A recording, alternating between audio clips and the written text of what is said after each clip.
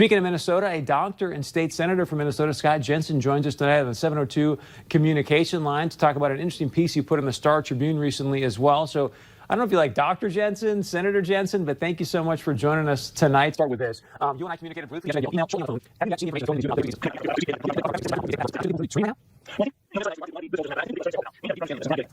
I think that, well, in Minnesota, as a physician, I received an email last week from the Department of Health coaching me on how to fill out death certificates. And I've never really received coaching from the Vital Statistics agency in terms of how to do a death certificate. But basically, I felt like they were saying, you know, you don't have to have a confirmed laboratory test for COVID-19 in order to make the death certificate be COVID-19.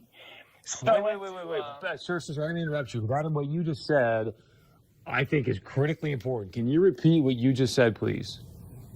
Well, last Friday, I received a 7-page document that sort of told me that if I had an 86-year-old patient that had pneumonia but was never tested for COVID-19, but sometime after she came down with pneumonia, we learned that she had been exposed to her son who had no symptoms, but later on was identified with COVID-19, that it would be appropriate to diagnose on the death certificate COVID-19.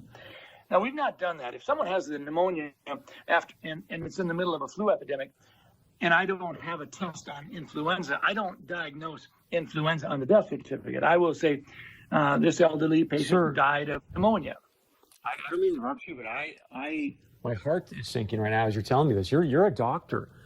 Why in the world would they be sending you out information to fill out death certificates, whether the person's been diagnosed with COVID-19 or not, but then to say in the death certificate this person's death was caused by COVID-19? That does not sound right to me.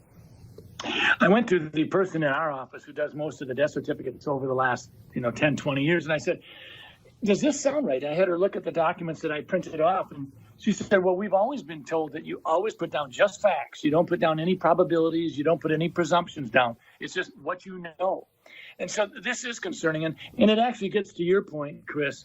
When we start talking about the data that goes into the modeling, we have to ask ourselves a question. Are we being forthright? Are we sharing with the public?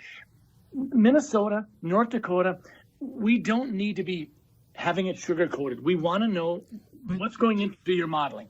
So with that being said, why would they want to skew the number of deaths due to COVID-19? Well, fear is a great way to control people. And I worry about that. I worry that sometimes we're so darn interested in just jazzing up the fear factor that, sometimes people's ability to think for themselves is paralyzed if they're frightened enough. And that's not where I want people to be. I want people to say, we're going to get through this. I'm going to use my head. I'm going to go to different sources. I'm going to listen to different sources. And I'm going to think for myself, because that's what America's about. Senator, if you don't mind, after this interview, if you can send me that 7-page document. And just for clarity, you were sent a 7-page document by who again? The Department of Health. Department of Health, saying, hey, fill this out, whether they test positive for COVID. But that is stunning, sir. So